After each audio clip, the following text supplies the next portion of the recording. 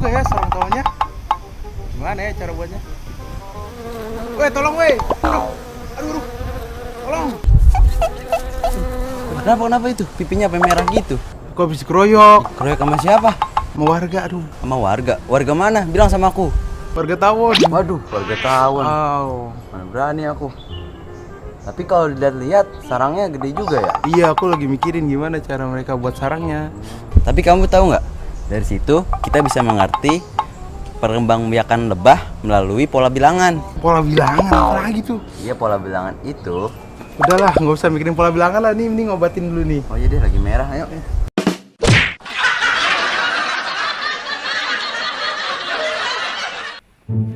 Halo sahabat edukasi. Pasti sakit dan bengkak ya kalau kita tuh digigit lebah. Dan saya yakin kayaknya tidak ada manusia yang hidup cukup lama di dunia dan tidak pernah disengat lebah. Pasti kita semua itu pernah disengat lebah dan itu tuh sakit dan luar biasa. Dan entah kenapa lebah itu kalau kejar kita ya tidak pernah satu atau dua orang. Ya tidak pernah satu dua orang. Tidak pernah satu atau dua ekor. Tapi banyak bergerombol.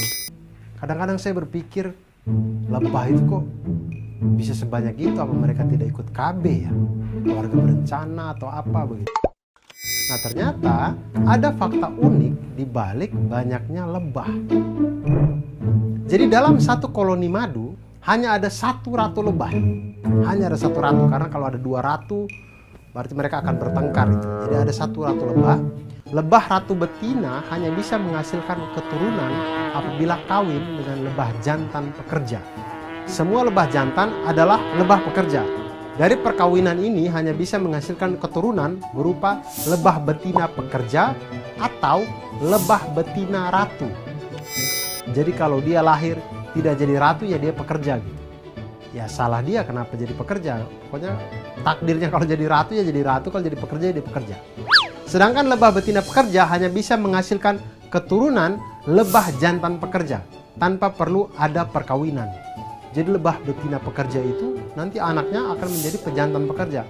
Tanpa ada perkawinan pun dia akan menghasilkan pejantan pekerja yang akan nikah dengan mungkin saudarinya yang akan jadi ratu. Ya kurang lebih seperti itulah. Kemudian di sini kita lihat generasi pertama itu akan menghasilkan satu lebah. Generasi kedua juga menghasilkan satu lebah. Generasi ketiga akan menghasilkan dua lebah. Generasi keempat menghasilkan tiga lebah. Generasi kelima menghasilkan 5 lebah dan seterusnya. Jika diurutkan maka menjadi 1, 1, 2, 3, 5, 8, 13 dan seterusnya. Jika kita perhatikan barisan bilangan yang mana suku ke N merupakan hasil penjumlahan dari beberapa suku, yaitu suku N-1 dengan suku N-2.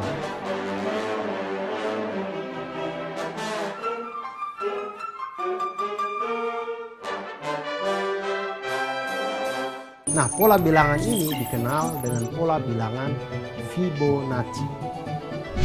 Selain pola bilangan Fibonacci, ada beberapa pola bilangan lainnya seperti pola bilangan asli.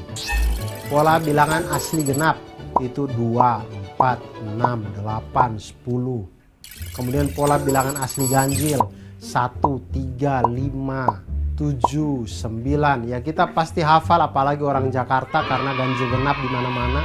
Jadi pasti kita tahu itu pola bilangan ganjil dan pola bilangan genap. Sekarang ada lagi pola bilangan segitiga atau menyusun segitiga. Itu 1, 3, 6, 10, 15 dan seterusnya. Kemudian pola bilangan persegi panjang ada 2, 6, 12, 20, 30 dan seterusnya. Kemudian pola bilangan persegi kuadrat ada 1, 4, 9, 16, 25, kemudian 49 dan seterusnya, 36. Kemudian pola bilangan Pascal itu ada dan lain-lain pokoknya semuanya. Urutan suatu bilangan yang memiliki aturan tertentu atau pola, artinya bilangan yang diurutkan yang ada polanya itu dinamakan barisan bilangan. Sahabat edukasi, dari belajar pola bilangan yang ternyata barisan bilangan ini, kita jadi menyadari bahwa kalau kita menemukan bilangan-bilangan yang dia berulang-berulang secara urutan itu ternyata mempunyai pola tertentu dan bisa dimanfaatkan untuk perhitungan. Dan oleh karena itu, ketika dalam kehidupan, ketika kita melihat sesuatu yang sepertinya sulit, jangan langsung menyerah, tapi pelajari, karena sesuatu tercipta di dunia ini pasti ada polanya. Kenali itu dan selesaikan itu, sehingga itu menjadi hal yang mantul, manfaat betul.